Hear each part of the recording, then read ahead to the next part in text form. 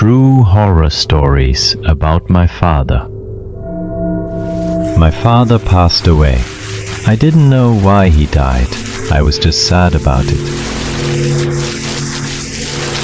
But I quickly got over it and often looked at his photos. After a while, I suddenly started seeing him constantly. Every time that happened, I would run to my mother and say, "Dad is back. Dad is back, Mum." He had returned after a long trip, but my mother always thought I was just dreaming and that the dream was repeating. Maybe it was a sign that I was obsessed and felt a sense of loss after his death. So every time I said that, my mother just took me and my sister to get ice cream. After a short time, I stopped telling my mother because we moved to live in the city of Reno, Nevada. I still saw my father in class. That year, I was in 6th grade. One time, while my best friend and I were in math class, I saw Dad come and sit next to me. Then I whispered to my friend that my dad was with me and always watching over me. But this time he started to look different. There was a bullet hole near his left hairline, and his forehead was messy with mud.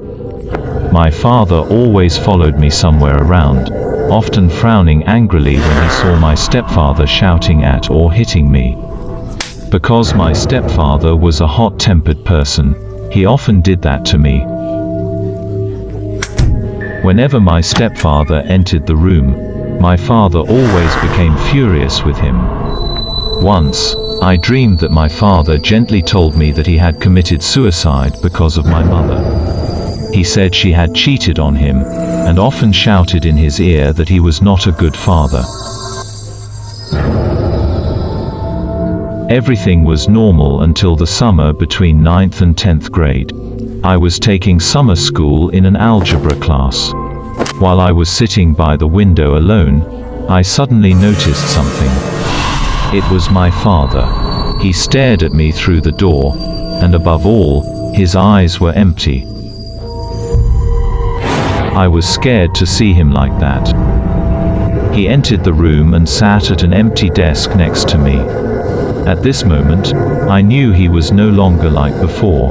I felt something was wrong. Now that I am grown up, I see my father more and more. He always whispers in my ear that my mother is the one who should have died, not him. I have made unforgivable mistakes.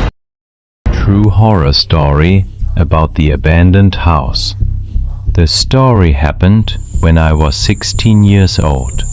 At that time, I lived in a small town.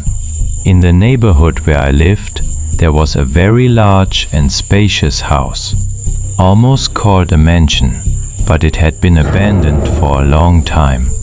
One day, on the first day of summer vacation, I suggested that we explore the inside of that house. All my friends agreed. A few days later, we began our journey to learn about the deserted house. Around 7:30 p.m., we sneaked into the house. Inside, everything was heavily destroyed. That seemed to be the reason why this house had been abandoned for so long.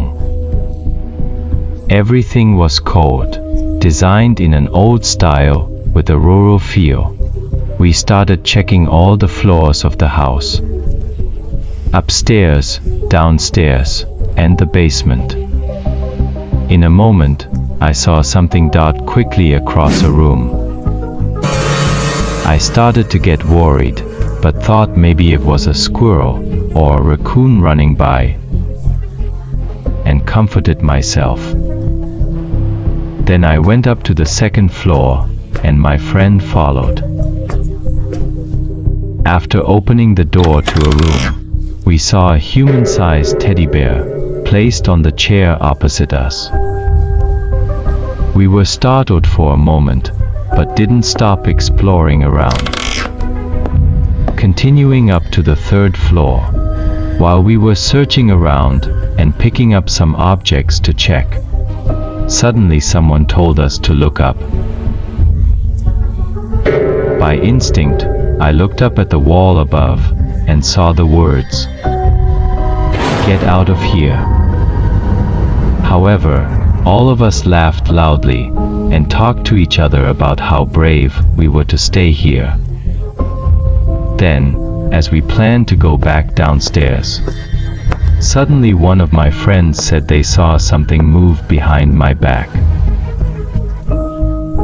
I immediately turned around and shone the flashlight, but there was absolutely nothing. So strange. We continued down to the second floor, and when looking into the room, my God, the teddy bear from earlier had disappeared. None of my friends dared to say a word, and everyone agreed that we had to leave here as soon as possible. When going down to the ground floor, the main door was connected to the kitchen, so we had to pass through it to get out of the house. But my friends looked surprised and scared. All of us slowly turned around and saw the teddy bear right there. It sat at the dining table and looked toward us. Not only that, when looking up at the ceiling, we saw the words, "Get out of here," again. Whether I was forced to leave or not, I didn't want to stay here for another second. I quickly ran out of the kitchen, but was blocked by a large man standing right in front of me, preventing us from going through the door. He held a knife in his hand, looking extremely ghastly. He looked about 40 years old. We just stood there staring at him, without daring to scream or say anything.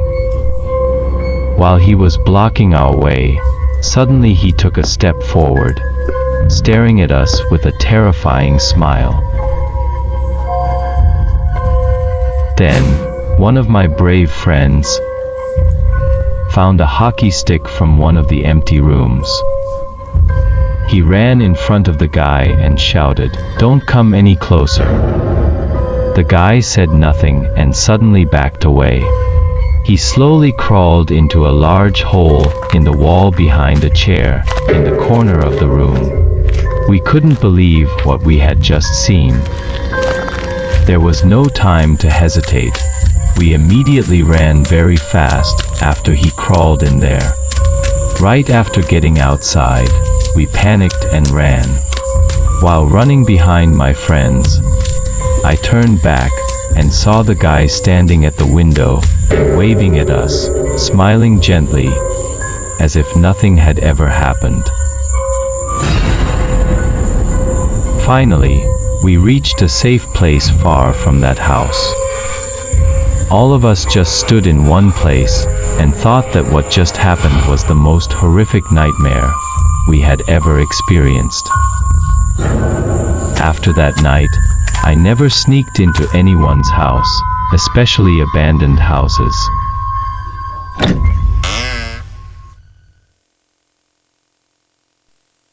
Uninvited guests. The story of my friend's party happened around 2011, when I was 13 years old. One day, my friend planned to organize a party at his house, so my cousin drove me there. It took us about 4 hours on the road, and when we arrived, it was 8 p.m. A few hours later, we joined the party happily. Suddenly, I had a stomachache and needed to use the restroom. About 5 minutes passed. While I was sitting there resolving my issue, I suddenly heard a rustling sound coming from the forest, and my head thought someone was late for the party. Then suddenly, I heard a loud banging on the glass door. I started to think maybe it was my friend looking for me, so I told that person I was in the restroom. However, that was not my friend. It was an old man, about over 50 years old. He was talking nonsense and asked me for help. But I felt worried and hesitant because he was a stranger. So I just said I could not help. He nodded and walked away. When I finished using the restroom, I went back to the room where my friend was and told him about what I saw and what that man said to me. My friend immediately looked like he had just seen a ghost and panicked.